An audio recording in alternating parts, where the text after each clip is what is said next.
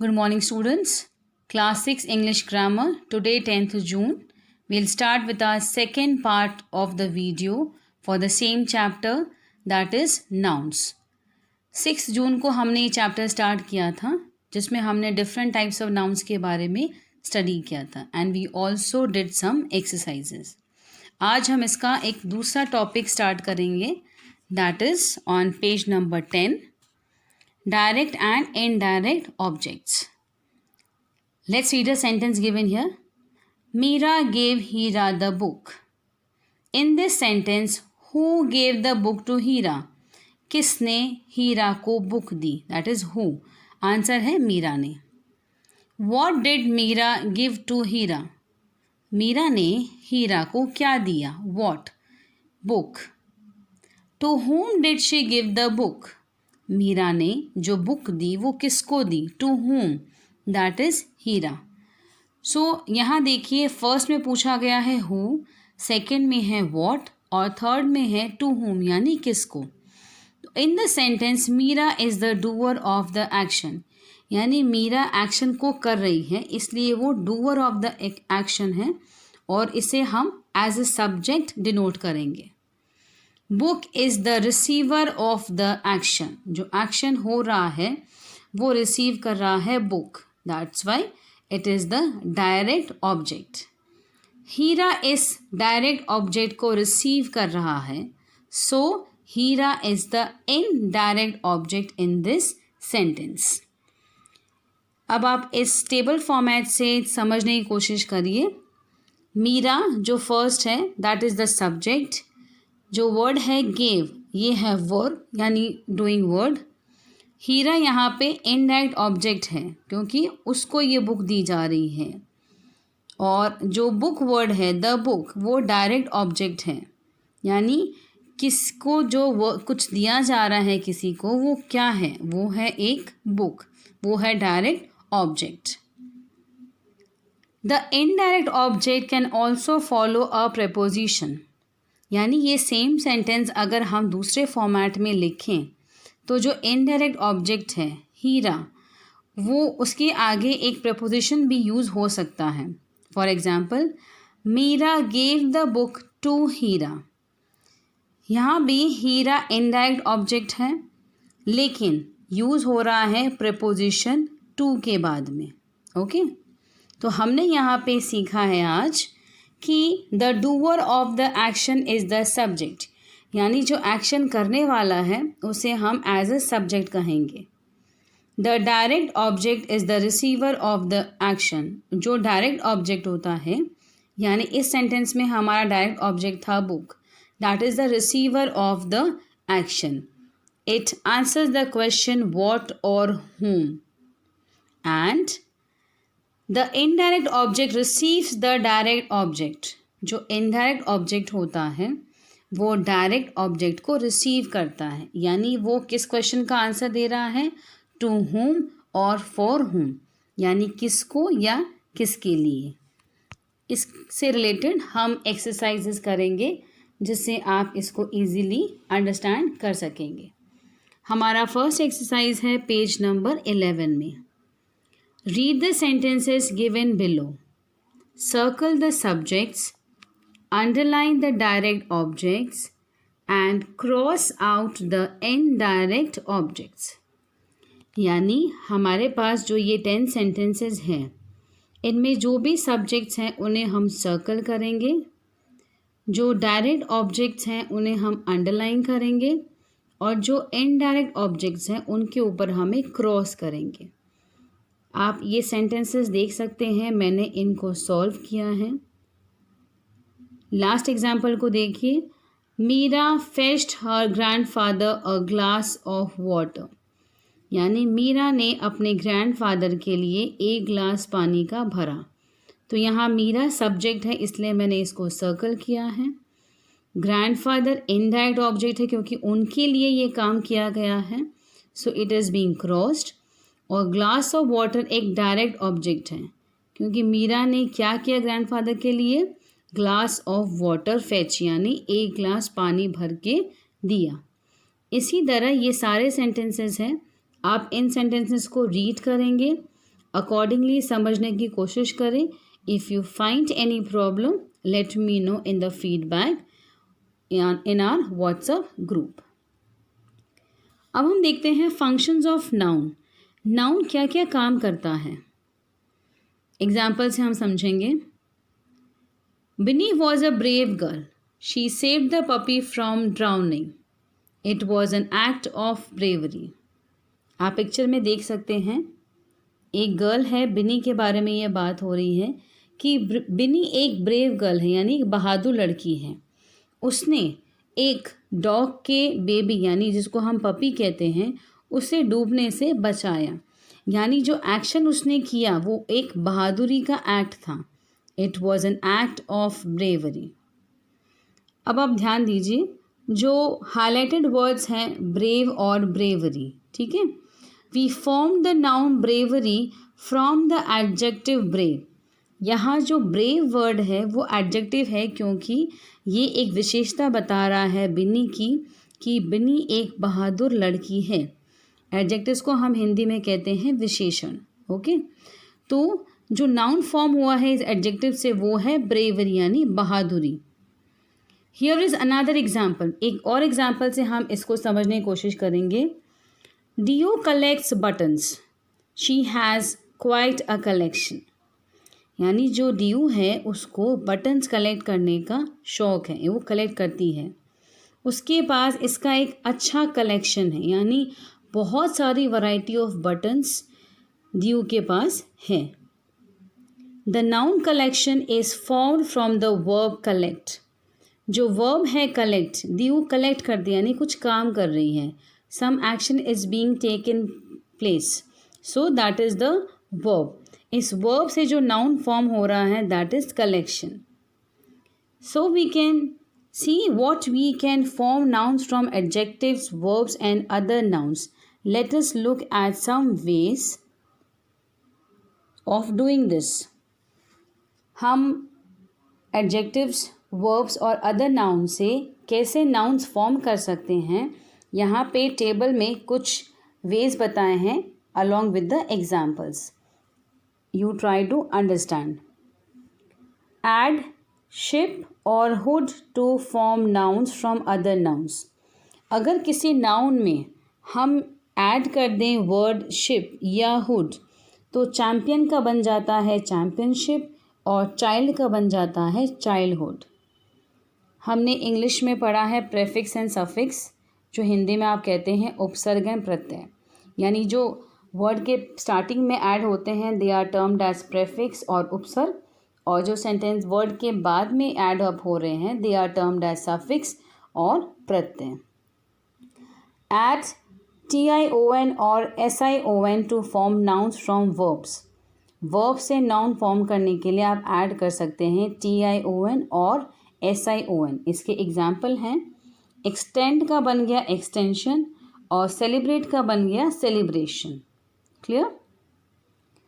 Next, the third one is add ANCE or ENCE to form nouns from adjectives or verbs. यानी कुछ adjectives और verbs में अगर हम ANCE या ENCE ऐड करें तो वो बन जाता है एक noun form. appear का बन गया appearance और depend का बन गया dependence. The fourth one is add ITY to form nouns from adjectives. अब आपको सिर्फ adjectives में से noun form करना है. You will add ITY. That is, possible becomes possibility and modern becomes modernity. Clear? Fifth way is add NESS or MENT to form nouns from adjectives or verbs. Again, from adjective to verbs हमें noun बनाना है. We can add up NESS और MENT. Example cool becomes coolness and advertise becomes advertisement. Another example is given here. Add AGE to form nouns from verbs, adjectives और other nouns. Examples हैं pack का बन गया package, short का बन गया shortage और माइल का बन गया माइलेज. सो ये डिफरेंट वेज हैं जिससे आप नाउन फॉर्म कर सकते हैं फ्रॉम डिफरेंट एडजेक्टिव्स, वर्ब्स और other nouns. Let's move on to our next page. Have a look what is given there. Another example is add dom to form nouns from adjectives and other nouns. Example है Marty becomes martyrdom and king becomes kingdom. Some words change completely. कुछ words बिल्कुल change हो जाते हैं, जैसे choose becomes choice and solve becomes solutions. Now let's start with our exercises related to this topic. Take the correct noun form in each pair of words. यहाँ पे जो words दिए हैं 8, that is white, kind, enjoy, include, strong, develop, demonstrate, encourage. अब इनके जो noun forms बने हैं यहाँ पे 2 ऑप्शंस दिए हैं. हमें जो करेक्ट ऑप्शन है उसमें टिक करना है. आप देखिए ये सारे आंसर्स हैं, इसमें मैंने टिक किए हैं. ए और बी ऑप्शंस दिए हैं. अकॉर्डिंग टू द वर्ड इसके आंसर्स को मैंने टिक किया है. You will do in the same way. एक एग्जांपल मैं आपको समझा दूं. जैसे हमारा पहला वर्ड है वाइड, जिसका आंसर है विड्थ. वाइड यानी चौड़ा, विड्थ हो गया उसकी चौड़ाई. Okay, so this is the way the nouns are being formed. तो ये इसके आंसर्स हैं. हमारा नेक्स्ट एक्सरसाइज है पेज नंबर 12 में ही. Fill in the blanks by forming nouns from the words given in brackets. इन सेंटेंसेस में जो वर्ड्स दिए हैं हमें इनके नाउन फॉर्म बना के ब्लैंक में लिखने हैं. हमारा फर्स्ट सेंटेंस है you must think before taking any decision.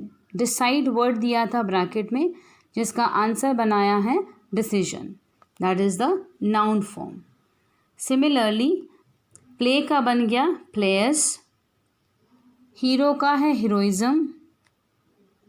Vice का है विजडम. वायलेंट का है वायलेंस. सिंग का बन गया सिंगर. फाइट का fighter. Friend turns to friendship. Beautiful beauty. Surgery surgeon. Strange stranger. Next word is move movement. And the last one is, sorry, not the last one, we have again fly becomes flight and bright becomes brightness. Responsible becomes responsibility. इस तरह हम जो words bracket में दिए हैं उनके noun forms बनाए हैं और इन आंसर्स को इन ब्लैंक्स में लिखा है. You will read the sentences and try to understand the way the words are being transformed to nouns. Now moving on to page 13, question number C. Here we are given some words. हमें इसके noun forms बनाने हैं. First word is dark becomes darkness. Shiny becomes shine. Child becomes childhood. Woolen becomes wool. Appear का appearance. Discuss का discussion. इस तरफ हैं free freedom. Invite invitation. Brave bravery. Possible possibility. Invent invention. Break breakage. आपने देखा जो कुछ words दिए थे इनके हमने नाउन फॉर्म्स बनाए हैं. जैसे फ्री यानी फ्री रहना. फ्रीडम यानी आज़ादी. So these are the ways we have to change these words into nouns. Page number 13, we have question number D, जिसमें पूछा गया है we have to identify the sentences. और जो words underlined है उनमें से subject कौन सा है, direct object कौन सा है या indirect object कौन सा है, हमें इसमें mention करना है. It is not necessary कि सभी सेंटेंसेस में ये तीनों चीज़ें होनी चाहिए. जो भी अंडरलाइन वर्ड्स हैं अकॉर्डिंगली हम सेंटेंस को समझेंगे और जो है उसे हम मेंशन करेंगे. सब्जेक्ट को मैंने मेंशन किया है एस, डायरेक्ट ऑब्जेक्ट को मेंशन किया है डी ओ और इनडायरेक्ट ऑब्जेक्ट को मेंशन किया है I O. You can have a look. इस तरह से आप भी अपनी बुक में बहुत नीटली हैंड राइटिंग पे फोकस करेंगे। I am telling again and again students, please focus on your handwriting. आपके पास इनफ टाइम है, आप आराम से तसल्ली से वर्क को कंप्लीट कर सकते हैं। Okay, turning to page number 14, इसका जो हाफ पार्ट है, you can have a look. These are the solutions. इस तरह आप अपनी बुक में करेंगे। आई वुड रिक्वेस्ट कि आप बार बार सेंटेंसेस को रीड करें। Until you read the sentence you will not understand about what the subject is और डायरेक्ट ऑब्जेक्ट और इनडायरेक्ट। फॉर एग्जाम्पल, अगर मैं आपको क्वेश्चन नंबर 14 रीड करके बताऊं, the teacher asked Neha some difficult questions. यहाँ पे टीचर है सब्जेक्ट यानी हु। क्वेश्चन किसने पूछे? टीचर ने पूछे। टू whom यानी किसको पूछा? नेहा को। That means Neha is here the indirect object. क्या पूछा नेहा से? व्हाट यानी क्वेश्चंस पूछे। That means the questions are direct object. Page number 14 के क्वेश्चन नंबर ई और ए जो दिए हुए हैं एज एन कॉम्प्रीहेंशन, हम रिविजन टाइम में हमारी स्कूल रीओपन होने के बाद करेंगे। नाउ चैप्टर आपका ओवर हो गया है। Just as a revision, let's build words. Page number 15 और 16 है, ये प्रैक्टिस एक्सरसाइज है। फर्स्ट क्वेश्चन में अ सेट ऑफ वर्ड्स दिए हैं कॉलम ए में और उसका एक और सिनोनिम कॉलम बी में दिया है। आपको इन्हें मैच करना है। फॉर एग्जाम्पल, जो हमारा फर्स्ट है that is hazardous, dangerous, risky, ये सभी सिमिलर मीनिंग के वर्ड्स हैं। यहाँ पे इसका जो मैच वर्ड है दैट इज़ अनसेफ। सिनोनिम्स यानी पर्यायवाची, आपको इनको रीड करना है। जब तक आप प्रॉपरली रीड आउट नहीं करेंगे आप नहीं समझ सकेंगे। फॉर एग्जाम्पल देखिए, जैसे question number 5, fictional, false, fanciful, इसका रिलेटिव आंसर है A, that is imaginative. Fiction का मतलब जो चीज़ें हम सिर्फ इमेजिन करते हैं, एक्चुअल वर्ल्ड में वो प्रेजेंट नहीं होती हैं, इट इज़ जस्ट फैंटेसी। जैसे डिज्नीलैंड या कार्टून नेटवर्क्स हम देखते हैं, they are lot of fictions. Question number B में एक बॉक्स में कुछ आंसर्स दिए हैं। These are the antonyms. जो एक्सरसाइज के 10 क्वेश्चंस हैं उसमें जो वर्ड अंडरलाइंड है उसके एंटोनिम्स इस हेल्प बॉक्स में दिए हुए हैं। You have to choose from the help box and write the answers. मैं आपको एक दो एग्जांपल बता दूं इसके। जैसे हमारा फर्स्ट वर्ड है admirable. Raju has a lot of admirable qualities. इसका ऑपोजिट आंसर यानी एंटोनिम है अनवर्दी। एडमायरेबल का मतलब है कि राजू के अंदर ऐसी बहुत सारी क्वालिटीज़ हैं जो हम पसंद कर सकते हैं या जो हमें अच्छी लगे। इसका ऑपोजिट हो गया अनवर्दी। अनवर्दी मतलब जो किसी काम के लायक नहीं हो। ओके, सो इस तरह जितने भी वर्ड्स यहाँ पे हैं अंडरलाइन किए हुए, उन सब के आंसर्स मैंने यहाँ मेंशन किए हैं। मैं आपको बता दूं कि एग्जामिनेशन में हो सकता है मैं डायरेक्टली आपको जो अंडरलाइन वर्ड्स हैं और जो ये आंसर्स हैं as a match the following भी दे सकती हूँ। So you need to learn them.